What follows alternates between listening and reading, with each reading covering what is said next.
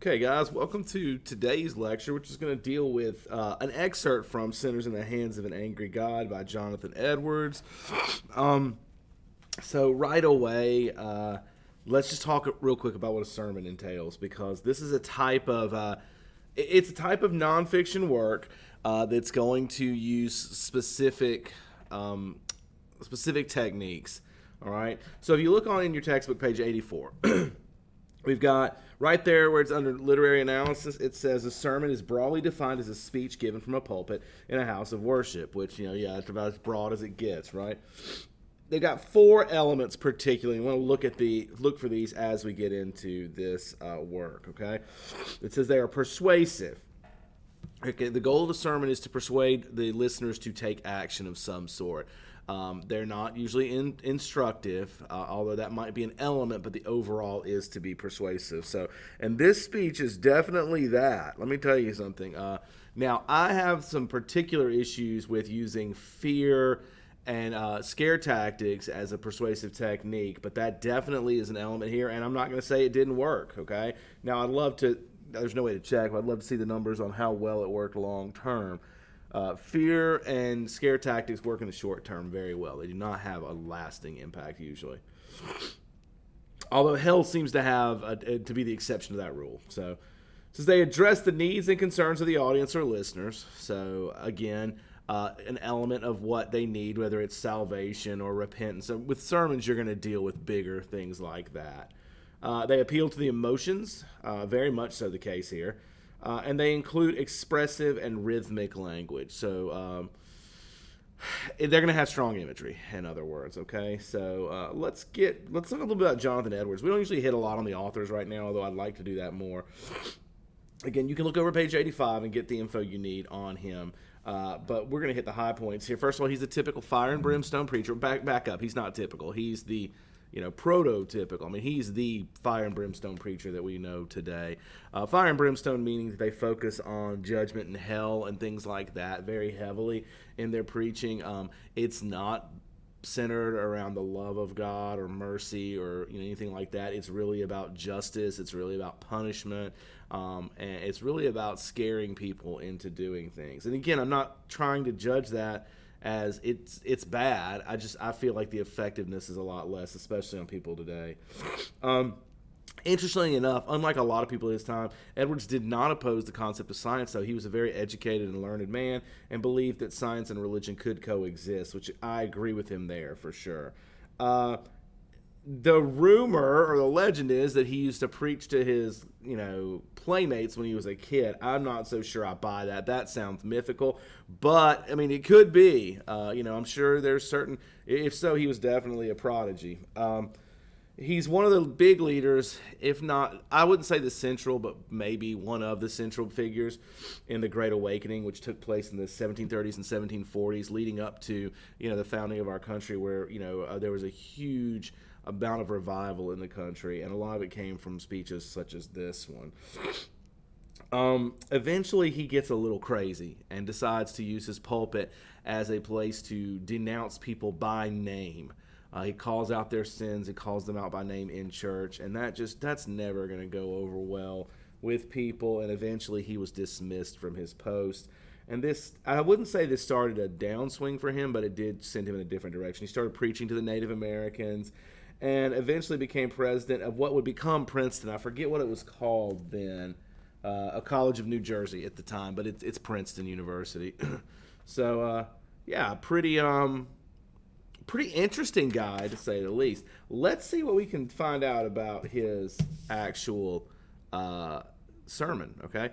Now, I've got notes here I'm using because I wanted to be a little more controlled than I have been in the past, where I just kind of rambled. So I wanted to feel a little better prepared and let you guys understand that I am taking this serious. So let's look at a couple of important things that start out, all right? And we're not going to read it word for word. We may read sections, okay? So first off, this is written in 1741, so we're at the I wouldn't say the tail end, but close to the end, maybe, of the Great Awakening. But we're definitely in the thick of it. Okay, there are some of you actually listened to in your history class in ninth grade a recording. It wasn't actually Jonathan Edwards speaking. They didn't record things back in the 1700s. But I heard people say about how, man, it was scary how much he screamed. Well, supposedly, and I would buy this, he didn't scream at all in the actual delivery of this. It was more about being calm and even controlled and quiet, which is just as scary if you think about it. So all the screaming and stuff are in the adaptations is definitely dramatized. This was a 6-hour long sermon, apparently, which is just hard to believe. I mean, even the most ardent Christians among us today would have a hard time sitting through a 6-hour sermon. So, of course, that was not new for these people. That was very common. All right. Now, even though he spoke calmly, the people did not react calmly. It's been said that people screamed out and he had to call for quiet multiple times. And how often has your preacher had to do that on a Sunday morning, all right? So let's look right away and see who it is he's addressing, because if I was to ask that question before we read it, you would say, well, his church members, Christians. Well, let's see right away what he says. He says, this is the case of every one of you that are out of Christ. So right away, first sentence, we find out he's not speaking to the Christians in the audience. He's actually speaking to the non-Christians. Okay, that's common with fire and brimstone preachers. They're not talking to the Christians. They're speaking to the non-Christians because they want to find a way for them to be saved. So that's what he starts with. And then we have some really scary imagery. All right, we've got, you probably are not sensible of this. You find you are kept out of hell, but do not see the hand of God in it. But look at other things as the God's state of your bodily constitution, your care of your own life, and the means you use for your own preservation. But indeed, these things are nothing. If God should withdraw his hand, they would avail no more to keep you from falling than the thin air to hold up a person that is suspended in it. Now, this isn't the strongest imagery he's going to use. That's going to show up. But we do have this image of God holding these people in his hand and blocking them from hell, and that as soon as he was to move it, they would sink right to the bottom. Now, we're going to get stronger imagery, but that definitely is a good starting point, okay? He's basically telling them that God's been protecting you for all this time, but that's not going to continue, all right? Flip over to the next page, page 88. So we're going to look at pages 88 and 89 kind of as a grouping here. And if you were to look at my book, there's tons of markings that Miss Greeno did before when she taught this last year. So, and she did a good job, man. She knew her stuff, that's for sure. All right, we get more strong imagery right away at the beginning. We get... right at the beginning, your wickedness makes you, as it were, heavy as lead, and to tend downwards with great weight and pressure toward hell. And if God should let you go, you would immediately sink and swiftly descend and plunge into the bottomless gulf. And your healthy constitution, your own care and prudence and best contrivance, and all your righteousness would have no more influence to uphold you and keep you out of hell than a spider's web would have to stop a falling rock. So the imagery there of me dropping a huge rock in a spider web trying to catch it, and obviously that's not going to work. Now, he's also not talking to bad people. He's talking to good people who just are not truly Christians, okay? And we notice that when he says all of your righteousness and things won't save you. He reiterates it there. He also says a few seconds later that there are black clouds of God's wrath now hanging directly over your heads, full of dreadful storm and big with thunder. So you get this image of God as a rain cloud. Guys, I apologize for wiping my nose constantly. Everybody in school has a runny nose, it seems, and I guess I need to get in on it. So we do have these images of God that we don't typically see, okay? And here's our first one of him as a thundercloud. That's pretty scary. All right, now there's a second paragraph on page 88 that really develops that kind of builds a little bit with the cloud imagery, but it's a little different. But there's a simile right away where it says the wrath of God is like great waters that are dammed for the present. So he's talking about God's wrath is like this water that's held back by a dam, and that eventually it's going to burst and it's going to do massive amounts of damage as it goes through. So that's a really strong paragraph. He continues with a new metaphor in the next paragraph, the bottom of page 88, when he compares the bow of God's wrath as bent. So like God's wrath is a bow. And this image to me is very difficult when it says, the arrow is made ready on the string, and justice bends the arrow at your heart and strains the bow, and is nothing but the mere pleasure of God, and that of an angry God, without any promise or obligation at all that keeps the arrow one moment from being made drunk with your blood.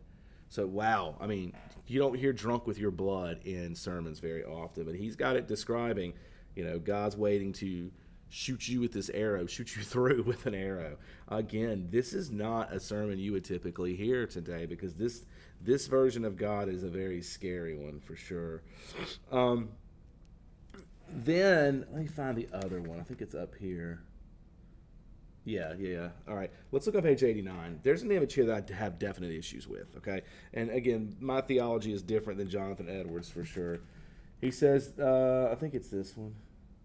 Sorry, this is it. The God that holds you over the pit of hell, much as one holds a spider or some loathsome insect over a fire, abhors you. Now, by the way, abhor is a strong word for hate. So he's saying God hates you. And is dreadfully provoked. His wrath towards you burns like fire. He looks upon you as worthy of nothing else but to be cast into the fire. He is of purer eyes than to bear to have you in his sight. You are 10,000 times more abominable in his eyes than the most hateful, venomous serpent is in ours. Wow, that part to me is difficult. Now, I get what he's trying to do. You know, the concept of, and if his wording was different, I would be fine with it. If he's talking about sin, but he's not. He's talking about people, and I feel like that is incorrect, personally. I mean, who am I to argue with Jonathan Edwards? But still, I feel like this is a little bit Puritan of him for sure, and I would disagree. I feel like it's a little much. What do you think? He starts to switch tone up a little bit here, but not totally yet, okay? Because I don't know what part of this sermon we're actually in, okay? But we do get an appeal in the third full paragraph on page 89. So that's 1, 2, 3. He says, "O sinner, consider the fearful danger you are in. It is a great furnace of wrath, a wide and bottomless pit full of the fires of wrath that you are held over in the hand of that God whose wrath is provoked and incensed as much against you as against any of the damned in hell. You hang by a slender thread." So here he's begging them to repent and get their lives in order before they end up in hell. Again, that would be the part of the sermon we talked about. He's speaking to their needs, their need for redemption or salvation here is what he's speaking to. You obviously note the persuasive techniques. I mean, he's scaring people. One of the easiest techniques to use, to be honest with you. All right, again, very different image of God. We've got, he's talking about God here. It says, "He will have no regard to your welfare, nor be at all careful lest you should suffer too much in any other sense, but only that you shall not suffer beyond what strict justice requires." In other words, he's saying, God's not concerned about your suffering when you're being punished, which, again, I'm not so sure I buy that, okay? All right, let's flip to the next pages. So we get to the ending here. So all of a sudden we switch. The very first full paragraph on page 90, we switch to some future tense. He says, "Thus it will be with you that are in an unconverted state, if you continue in it. The infinite might and majesty and terribleness of the omnipotent God shall be magnified upon you in the ineffable strength of your torments.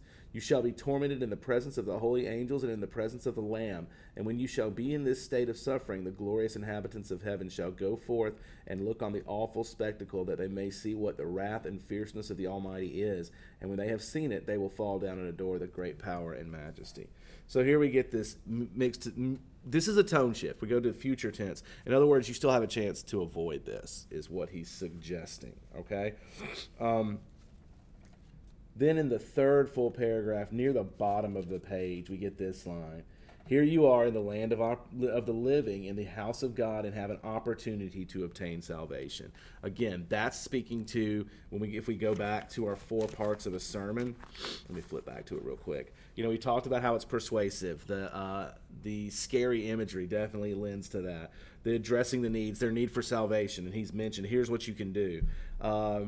Appeal to emotions. Well, we're definitely doing that, appealing to fear and in a major way, and then finally expressive language. I mean, the image of God with an arrow aimed at your heart is definitely expressive. Okay, so there's a definite change of tone there, and then we get another right here at the end. He says, "And now you have an extraordinary opportunity, a day wherein Christ has thrown the door of mercy wide open and stands in calling and crying with a loud voice to poor sinners." Now here's where we get the big tone shift from fear and God hates you and is going to kill you to Jesus is opening the door to mercy for you, and there's a big shift there. So all the rest of that was intended to set that part up. So big things we take from this work.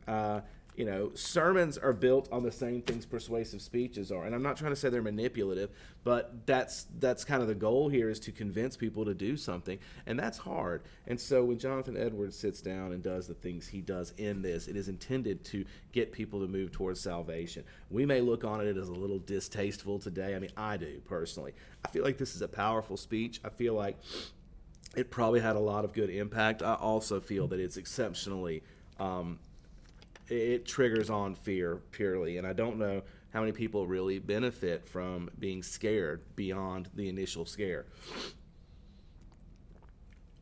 I'm sure at this event, sorry for drinking on camera, drinking water on camera. I know it doesn't look like it. It's water with some flavoring in it. But, beyond the initial, I'm sure there were a ton of people at the event who got all excited and were like, immediately, turned their lives around. But I don't know 2 months from now how that fear holds up. At some point, maybe fear is a great way to get you in the door, but there needs to be something a little more substantial after that to keep you going. We see this today with politics.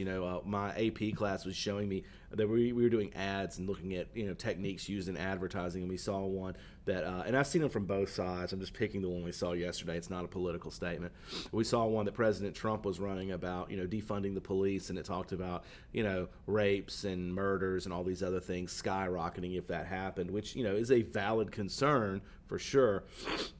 But it is playing again on fear. There was no real stats because this isn't really a thing that's happened, so you really don't have anything to go on. So would it scare people? Sure, but you remember now, that's what he's worried about, is the short term. It's about getting that vote. So and that's honestly less than a month away right now when I'm doing this video. I'm making this on September 10th in the morning. November is right around the corner, believe it or not. So a month, 2 months. I don't know my calendar apparently, but it's close. So that fear works in that instance. But for Edwards, you're talking about what should be a lifelong commitment. So we definitely, want to have substance after the fact. So when you're doing something persuasive, yes, it's okay to use some of these tricks like fear or scaring people, but you need to pair that with something a little more depth, in my opinion. Plus, I just have issues with the portrayal of God in this, and I realize that God's a God of justice and mercy, and those are two very different things. So, which is kind of the paradox, one of the many paradoxes of God. But that one definitely bothers people a lot, and our world has leaned more towards the merciful, kind image and less to the just punishing image. So the Puritans definitely dwelled on that, though. So this would have been common for them. All right. So what are we supposed to get out of this for us today when we talk about the American dream? Remember, that's our year-long unit we're working through. Well, this shows the religious element of the American dream. People wanted to come here and practice their religion the way they wanted. They didn't want to be in an area like London, which was polluted with, all sorts of differing opinions, and also of people who claimed to be Protestant or Catholic, which were your two divisions, and they did it based on birth more than they did on actual dedication. The Puritans wanted to come to the U.S. and have a country where they could, purify the gospel and practice it in a way that they felt was correct. And they took a lot of heat for this in England. And so this was their American dream, to come over here and practice their faith the way they felt it needed to be practiced, and to also spread that to others. So that is one element of the beginnings of the dream, is to come to America and be able to worship how you feel led to worship. Okay. It's always been an element of our country, and yes, it started with Christianity, but it's kind of broadened since then, and that's still an appeal of America, is that people can come here and have that freedom. We can debate in class whether that's actually a thing, because there's definitely reasons to believe maybe we've lost track of that here. But that's something for you guys to think about. I mean, think about it. Do we really still have, for Christians, do they still really have that freedom? What if you're of other faiths? Do you really feel you have a freedom to practice your religion here? Yes, on paper you do. Do you really, though? That sort of thing. Lots of questions to have. It probably depends on the part of the country you're in, depending on the answer, for sure. So, all right, guys, we'll end it there. I don't remember if I assigned anything off of this, but you can check your weekly agenda and see that. I apologize for not having that information in front of me. And I hope this was helpful. Read the actual text. The video's not enough, okay? The video's hitting the high points and making sure you get what I wanted you to see. which, as you can see from a lot of these, there's really, I mean, you can do this without me, but I want to have that connection with those of you who are not with us at school right now, and I want you to I don't want you to feel like you're not in school. So I hope you enjoy this. I hope you guys watch this. My video on the 2 poems that we did yesterday is breaking in a fat 0 views right now, so probably good. That wasn't a good video though. So, but hopefully this one will get a few more because I did put in the work, and I hope that it's something useful for you. So anyway, again, having a hard time ending, so I'll just stop here and tell you guys that I will see you again. I believe we are done for this unit though, for this section. Yeah, I think we are. So we're going to be setting up for a test next, okay? So more about that to come. All right, guys, after this, we're going to be starting to get into more of the stuff we think about when we think about American history. We're going to think about the Declaration of Independence, some of that early political work, some speeches that were done, Patrick Henry, stuff like that. I think we're going to get a little bit from Thomas Paine, who's my favorite writer of this time period by a long shot. And even I'm going to get a poem thrown in here by Phyllis Wheatley, who's a much, I hesitate to say a much better poet, but she is, I think. She thinks she's a much better poet than the 2 we read yesterday. So something to look forward to, right? All right, guys. Well, thank you again for your time. I will get out of here and let you have the rest of yours. Let's go down.